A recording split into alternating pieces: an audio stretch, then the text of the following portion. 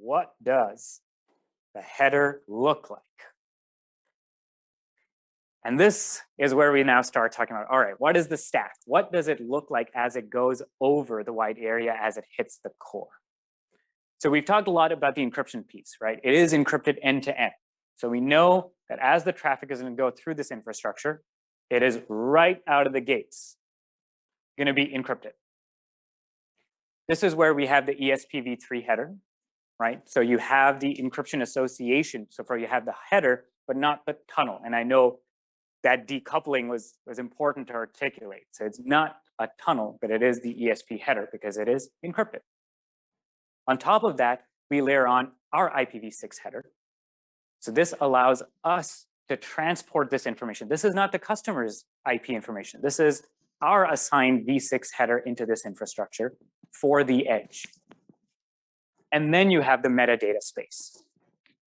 Now, I know it says IPsec on top, and for the technical folks, they'll be like, well, that's IPsec. Like, well, actually what we're using is the authentication header from the IPsec suite to integrity protect our stack. So we don't have double encryption. We're not looking at a sprawl of tunnels. We're looking at encryption edge to edge, encryption header, our stack, so that we can get you from point A to point B without having to expose your IP information, and then integrity protection so that no one can mess about with our labels or our headers in flight. So this is for the networking folks, right? That becomes you're doing a bunch of things and slicing up IPsec in a whole set of ways to use ESP a certain way, AH a certain way, the IVs a certain way, IPv6 a certain way, so that the customer data is never exposed. Not even the IP information is exposed. I'm sorry, what does ESP mean? So what's the encapsulation, something, I forget the full, the jargon of it. ESPv3 is part of the IPsec suite. It is the part that handles the confidentiality within the IPsec security suite. So we have a question from outside. It makes sense, as this has been a problem with IPsec encryption since day one. What does this mean from an MTU perspective?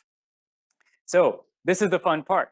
Because this isn't writing over the raw internet anymore, and because there is a core, we can handle the full assembly and the reassembly, which means you don't see fragmentation.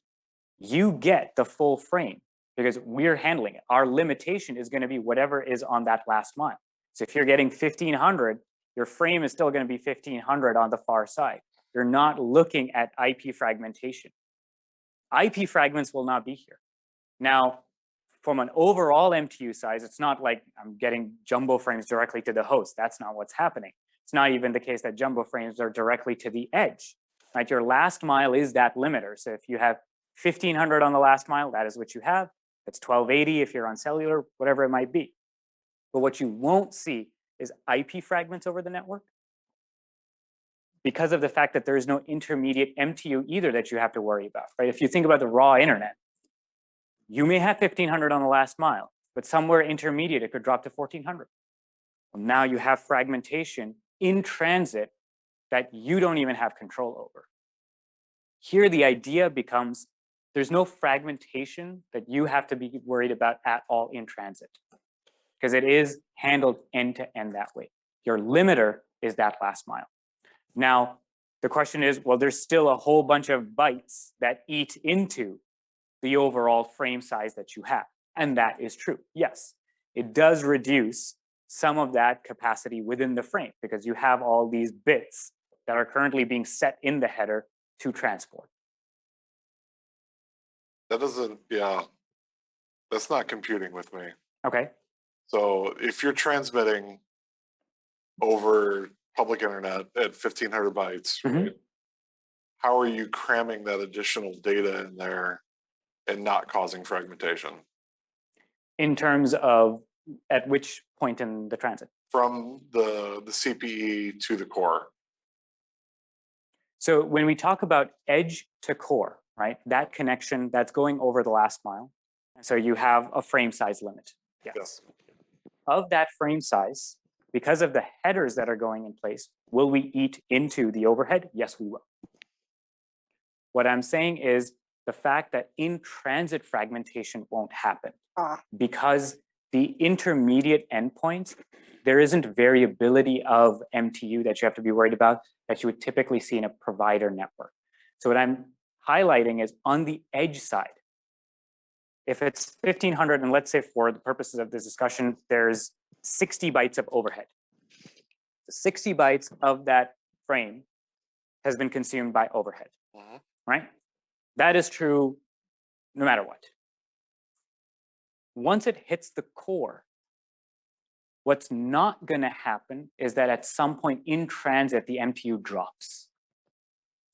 Because this is a private network, which is reserved, and it isn't, having the provider aspects here. But I think what we're asking is what's the maximum overhead that we're going to see from the internal network to transit, right? To transiting your fabric or whatever you want to call it. Yep.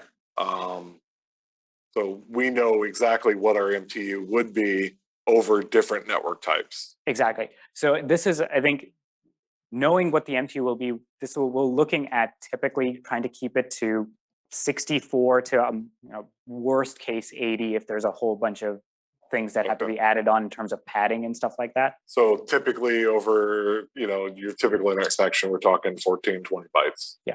Okay. And then, so that becomes the biggest piece for us. It's the challenge we used to see, even when we did the classical VPN stuff, was even though you adjusted, let's say the interface was 1500, your last mile connection was coming on 1500, you set your MSS to 1400 because you accounted for about 60 odd bytes of overhead. What we would still end up seeing is at some intermediate point, it went from 1500 to 1200 or 1100, and then went back up.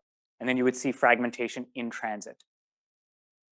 In particular, we saw a bunch of applications, and I think Dynatrace and AppD and stuff, they would instantly start flagging applications that from a networking standpoint, you were looking edge to edge, and the edges were saying, our MTU looks fine, our Path MTU is saying everything is fine, the probe is going fine, the SLA looks fine. It was only until you did a hop by hop measure, then you saw, oh, there's something in transit where the MTU just changed, and that's triggering the fragmentation. Yeah. The whole idea here became, we knew with MPLS VPNs, because they were contract bound, they couldn't do that to you. On the internet, it happens all the time. We see all kinds of bizarre fragmentation that shouldn't happen. If it's 1500 at the edge, ideally it should be 1500 all the way through. But we don't always see that. So this is where for us it became, can we eliminate that problem? So that at least you know that this amount of overhead is all that you're giving up. That you're not having to try and later on use Path MTU and bring the MTU down, because somewhere in transit there's a problem. So one of the cases that we saw with one particular financial service, that they were running a connection from US West all the way over to Asia Pacific.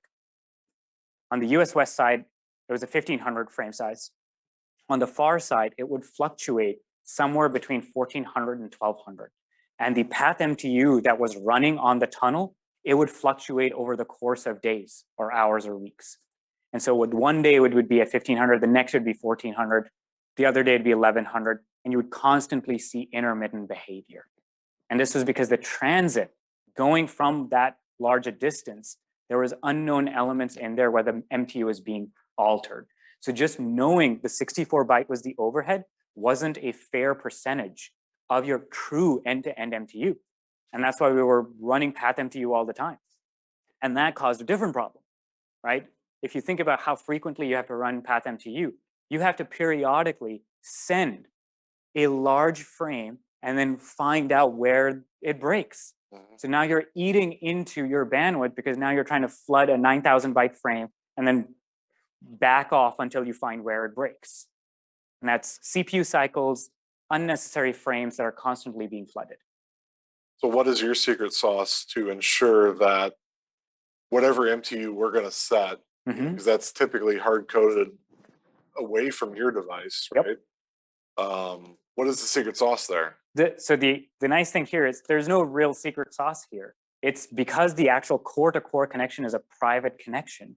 We control that MTU, so we can tell you that in transit, the MTU is not going to change because we are now SLA bound to give you that.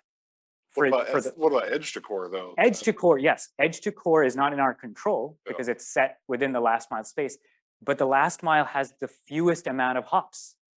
So you're one hop away from me. So the likelihood of the MTU fluctuating is significantly minimized. It's not guaranteed. You're really optimistic about being. Yeah. I agree. I'm correlating it to the number of hops. So, I have 30 milliseconds of latency from Google from our corporate headquarters. I mean, like, oh, wow. yeah, I mean, you got to remember, like, not everyone's in a metro area, right? Yeah, these branch locations are going to be in all over the place. Yeah, I agree. I literally have a site that has no cellular service and no hotels to stay in that city. I have to stay 30 minutes away in a bigger city. Oh, wow. And I mean, there's still, you know, a large manufacturer. I think this is where I don't want to say Starlink, so I'm going to say Starlink. But ideally, there are certain things that, you know, as we try to solve the problem, right, I'm trying to limit the number of hops that you're away from me, because then I can at least reduce the blast radius of where damage could happen. So I can say, okay, if you're one hop away, yeah, it's still not guaranteed, it's a problem, but at least it's one hop and we can kind of call AT&T or Verizon and say, dude, what are you doing? But if it's... Come on. You call AT&T and Verizon and they're going to help you with an MTU issue? What planet are you from? They're like, I'm not even sure. I try to stay positive. I can't give in. We're a $5 billion company and we can't get Comcast or anyone to do anything about our latency because they backhaul it down to Indianapolis and then they bring it up to Chicago. And it's like, what are you doing? Exactly. Exactly. Right. And when you ask that, right, when you think about the fundamental source of that problem, it's like, why are you doing it that way? Is because the network is set up that way. And it's can we try and mitigate that? How much can we mitigate? So it's like, all right, with Graphiant, the way we're building this, we can try and mitigate a whole bunch of the middle piece, a bunch of the transit piece. I can reduce the number of hops. It won't solve everything, but I can get as close as I can to you. You're cleaning up that centerpiece when if you're without something like that, it's just whatever you got, whatever the internet's going to serve up to you. Because without doing this, right, the tragedy will be, we'll look at incredible amount of data from the likes of Kentic and Thousand Eyes, and then we'll be like, and what do we do? I'm seeing all of this. What do I do? Yeah, and obviously at the critical sites that are in better metro areas, you can buy a metro Ethernet connection and get your guarantees. Exactly. So it's how do I reduce the number of hops of indeterminate behavior? All right, so when we think about the flow of traffic, what does it look like as traffic progresses through this infrastructure? So when the host traffic hits the edge has to do the encryption based on the encryption keys that it has for the destination that the traffic is bound for. This is where the edge will then layer on our information, so our headers, and then it will apply the integrity protection. Why? Because this is the indeterminate part of the internet. This is in the open last mile. We need to make sure that metadata information is integrity protected. Once it hits our core, if it's integrity protected, we don't have to do a full decryption event. We just know that the metadata is untampered, that the headers are correct. From there, we can take off the integrity protection because now it's in the core. I don't need to do the internet-based integrity protection. Now in here, inside the core, it is basically a label switch packet forwarding environment. I simply look at the metadata, the label stack, and decide where does the traffic need to go. Is it going to this intermediate core node, that intermediate core node? Is it going Seattle to Chicago to New York? Is it going Seattle to LA to Dallas to New York? What is the path that I want it to go? What will give me the SLA that has been specified? And so the core simply needs to look at, based on this is where I need to send it. This means, from a customer standpoint, none of your information is exposed here. No one can differentiate between you and anybody else. You control your path. When it reaches the final destination core, the core has to make a determination of, okay, does this bound for the edge that I'm supposed to service? So it's hit, it's gotten to New York, and the New York core node says, oh, this is looking at, the edge is actually in Queens. All right, I'm the one that services that one. There's no more additional metadata or path information or anything else that I need to layer on. Now I just apply the integrity protection and send it to the final edge. And so now the edge can say, I know where this has come from. I know what the overall header says for me, which source sent it to me, which Graphiant edge source sent it to me. I have the necessary encryption, decryption information, and only I can open up this payload. So if you look at what's happening, there's a combination of SRv6, MPLS VPNs, and SD-WAN capability in different layers of the service to create the whole service. How do you decouple all the elements to get the peak efficiency that was originally conceived of when SDN as a concept came into existence, right? The whole premise of software-defined networking, I know nowadays it instantly draws people's minds to specific vendors that call themselves SDN. But SDN as a concept was fundamentally about state abstraction. How do you break the necessary control state versus the data state versus the encryption landscape state? And this has been the journey, whether you look at when it was done in data center SDN projects or WAN SDN projects, all the different technologies that have come into existence since SDN as a concept was created. The heart of all of this is state abstraction. You don't need to create pairwise state relationships. State can be split up and abstracted within control plane versus data plane versus different layers of the service. This is reminding me of BGP-free core in a MPLS network. So presumably the controller is saving you from having an O of n squared BGP peering problem with the edges. Same That's exactly right. That's exactly right.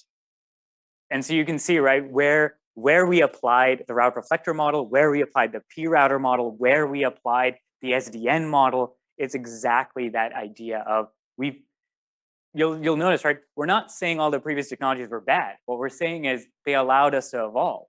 We've looked at which one worked best in which area so we could create the service we needed. So this goes into kind of the conversation that was earlier talked about. What does this mean from a high availability standpoint, connectivity standpoint? And now that you see, right, what the encapsulation looks like, I can really easily switch between core nodes. I can even pick and choose my core nodes. I can say, no, I only want these. There's some customers that have said, I actually want to avoid all fiber paths that go in the Pacific Ocean. I only want it to go through this particular set of links. And so we're doing scoping initiatives around, okay, what are your sites? What pathing do you want for that? If this is going to go straight to Europe and then cross the Atlantic to the US and you don't want it to go over the Pacific Ocean, okay, let's plan this out how it happens without having to reroute the whole network landscape. This, for us, fundamentally starts to look at, without having to build a network, you can subscribe to a network that has the characteristics you're asking for. Give me this connection that goes between these locations, this kind of dark fiber, this kind of microwave, this kind of wavelength. Maybe I want to adjust my cost and say, give me the cheapest possible connectivity option that has this kind of guarantee. Or get me to AWS in this region because I've negotiated a certain price rate in that region. Or get me a direct connect that I don't have to figure out which box I'm going to land on. You facilitate the direct connect for me and land me into the VPC of my choosing. Because if the network has no state, you can program. Our goal eventually here then becomes, why should we be the only ones who could do this? We eventually want to take this to the providers. Say, you already have a whole bunch of infrastructure. Just start offloading some of it. Doesn't even have to be all of it. Take less than 1%, take less than 0.1%, and just move some of them. One of the most, and Matt's going to talk about it in the use case and stuff, DMZs. Just look at DMZs and how we set those up, where we commission a rack in some location, get an MPLS order placed. We have a sandwich of firewalls on either side because there's two different business entities on either side, but we still have to get all that connectivity stood up. What if the connectivity didn't need to be commissioned that way? Whereas I could program DMZ1 to DMZ2, the connectivity is this. This is the programmed path. I can still have my firewall sandwich on either side, but I'm not ordering a new MPLS VRF connection that goes from point A to point B. So when we've been looking at lots of different devices and lots of core nodes and lots of connections, this is where it goes back to the flexibility of multitude of circuits, multitude of last mile, multitude of devices, and be able to connect into the core. The interesting thing that opened up for us because of this approach is, and I know most of us don't want to really have to have that conversation, is how is this licensed? Per packet. And the best part ends up being the speed that you want, right?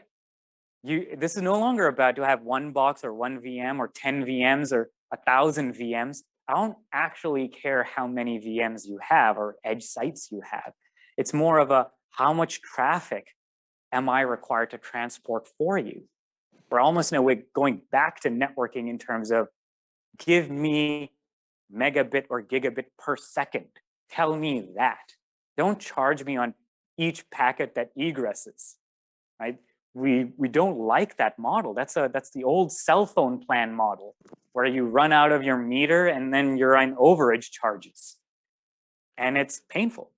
So are you saying that's dedicated or are you oversubscribing? This is going to be dedicated. Yeah. And that's why capacity planning is the whole game for us in a way. Because of the innovation that we've done, it simplifies the operations for us. All we have to do is capacity plan, which means which customer, how much speed do you want so that we provision that speed for you. This isn't specifically on this topic. I just want to throw it out there. At some point, are we going to get a better diagram of what that stateless core design looks like? It's like the little 2x2 square is it. I've seen it so many times now, it's starting to fall a little flat on me. Like I want to see a better picture of what that looks like. And the color-coded US map is nice. Like I get what the regions are, but I'd like something a little more in depth. Absolutely, yeah. Because I think one of the biggest things we've been trying to very carefully advocate around is we're not trying to sell hardware and software. And so I think now going into that discussion is a lot easier to say, okay, this is what the core will actually look like. This Equinix facility, these are the locations. This is the connections coming in to from Hurricane Electric, Telia, or whatever. And I think that would also kind of help, Tony, even back to your scenario about how you've got to go halfway down to state to come halfway back up the state. Like, what are those pops? Where are they? Yeah, the physical locations become critical depending on your own locations that you're trying to connect to them. Absolutely. And I think this is where my easiest answer that is very easy to look up is if you look at Equinix and anywhere they offer metal, those are cities for us. So you're in every Equinix facility. We can operationalize because we are looking at the fact that we can go into that location because the infrastructure is already cabled up. Yeah, for us, it's the software deployment. Keep in mind, Equinix metal, though, is not everywhere Equinix is. Exactly. It's a very yeah, but my other point is you're not already there. We are not already there. To go there. We need to go there. I think what he's asking for is what's the list of the places you're actually at today? And that right now is that SLA map. Those are the cities that we're currently already at. So when you list ORD on there, I know that's Chicago. That's So you've got a single pop in in Chicago. each of those locations. Dual HAs. So we have HA too, HAs. corresponding with those airport codes Yes. within those regions. Yes. Okay. Okay. Yeah. And this I think is an important point, right? I know the business guy wants to jump in, but from a technical standpoint, right, for us, it was an important planning piece, right? Why would I just show up in a place ahead of time? I want to be just in time for when someone actually wants the connectivity there. And this is where the supply chain issues we all know is killing everyone, but it's became the question of, do I need to order a whole bunch of gear years in advance, commission all these cities and get all these things super early? And how much is that going to cost me? And what's the lead time to that? Or can I look at compute that is already present, that is already cabled up, ready to deploy my software on? Right, but we're doing the same thing from our side too. I mean, we've got, say 100 locations, and the place I want to run the experiment is the places that are physically close to where you already are. So God damn it, tell me where you already are. Exactly. Yep. And that's the map. So in those regions, obviously you have at least one presence in each region, right? Yes. Are you looking to also expand the presence in each of those regions? So like, I saw like the California, Nevada, I'm trying to remember the map, but that area you were in San Diego or LA? I remember you in Silicon Valley. Okay, yeah, you're in We're here. Okay. But would you consider opening another pop in Absolutely. in like Vegas or Absolutely. Because if you think about it, right, it all comes down to power draw. Yeah. And I'm not asking for 50 RU. No. I'm asking for 2. I'm asking for 4 based on the kind of capacity that I need, because the box can do terabit per second or more already, right? If we look at the performance stats of VPP on x86, it can already do that. So my actual power draw footprint is very small. It's a lot easier for me to go to expand into cities. So you'd say, I want something in Vegas because I have this kind of need. He's going to show up and be like, I need something in Vegas tomorrow. And I just want to reiterate. So this map and these locations and in the specific map is drawn and deployed based on our EFT, our early field trial customers. Your discussion about I have to go halfway down the state and then back up the state. We're actually working on that traffic engineering piece with one of those customers right now so that they don't have to do that. And that's where you will see not only this map change from a POP perspective, contract plus 45. He's already trying to bring the dates down. Screws them. And I know it's recorded for posterity. So you'll see that change, and you'll see that change rapidly. We have a traffic engineering discussion with that customer mid next week, and we're going to do some modeling and change this physical map. So the map with the squares on it will change rapidly. Right? Based on revenue. Yeah, I guess the short version here is That's fair. I'm pushing you on contract. I'm pushing you on and timely, transparent and timely about these details, because any project of this nature is obviously a long rollout. Exactly. And if we decide to go down this as an engineer, we want it to succeed. Yes. So, and quite frankly, physics is the biggest way to fail on this, this type of project. So the one thing we cannot influence is the speed of light. I thought that was roadmap. So this transparency is important to a successful POC. You just have to get the fiber really cold. There you go. Yeah, honestly, the more traffic engineering, the more you're able to build those relationships with the providers. Exactly. The more time you're going to save a lot of enterprises. Because right now I'm in the state of just saying, forget it. I'm going to buy lit fiber from South Bend to Chicago. I'm going to buy it from South Bend to Grand Rapids, and just build my own network, because it's exhausting. The only way I can do it. Yeah. You may have touched on this and I might have missed it. Are you fully meshed between these locations? So at this point in time, we are. But there is also in terms of how we want to do this, because this is where, depending on what we want to use, we can control the mesh a lot easier for us. So the main thing is a ring around the US with specific fiber connectivity, creating a ring around the US. And then depending on which kind of connections we want to mesh, we are able to. Well, this is the advantage that we have. We don't have to, or our architecture doesn't require everything to have to be fully meshed.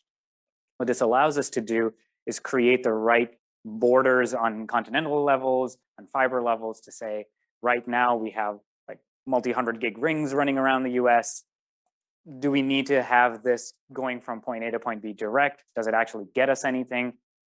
How much latency do we save if we do that? Those things come into play for us then.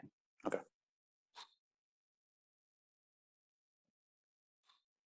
All righty. So if we're able to do all of these things, and this is all very, very network stuff, what does this mean for one of those checkbox items that's going to be there around when you compare it to an SD-WAN or an edge appliance or anything of the sort? What all can it do? And we know now from an industry standpoint, at the very least, the edge has to have a baseline set of functionalities. Otherwise, it doesn't even come through the door. Does it have a stateful firewall? Can it do NAT? Can it do URL filtering? Can it do policy mapping and all these kinds of things? So that goes without saying. But that's not really the entire value proposition here. This is, I think, more of a, if someone asks me, if I'm comparing it apples to apples, can you do all of these things that I expect from all of my networking edge vendors? The answer is yes. But what does it really mean for the future for us? And this is the part that we've been particularly talking to customers about around how do we give that kind of control to the end customers themselves. And because this is quite a dramatic shift for a number of enterprises to say, okay, assuming you told me all these great things and I believe everything and you're doing all of this, how do I operationalize this so that my traffic is getting the SLAs that I want for the different kinds of applications that I want? How does that go into effect? And how can we extend this? What kind of applications and what kind of tags can I put on this? The biggest questions that show up are machine-to-machine communication. I have a bunch of edge compute that I want to deploy, but my edge compute network isn't the greatest. I have a bunch of smart factories that I want to start operationalizing, but how do I get a bunch of partners to connect into them? This is where, how do I encode the different kind of metadata into this traffic? So we're gonna ease people into it. We're gonna bring the oh so familiar QoS to start and say, here's how you are something familiar with already: voice, best effort, data, business critical. See this in effect. Now know that you can extend it. You can actually specify, I actually want a lane for this kind of traffic. I want a lane for this kind of traffic. So we want to ease enterprises into it, knowing that just trying to drop all of this extendability straight into someone's hands might be painful. And people may not necessarily know how to use it in the best way. So a lot of what we've built is with the notion of there are no green fields. Everything will require some kind of migration path and transition. How do we do it in a way that's familiar to the majority of network engineers and operators so that they can get to a point where they can use this and program it the way they want?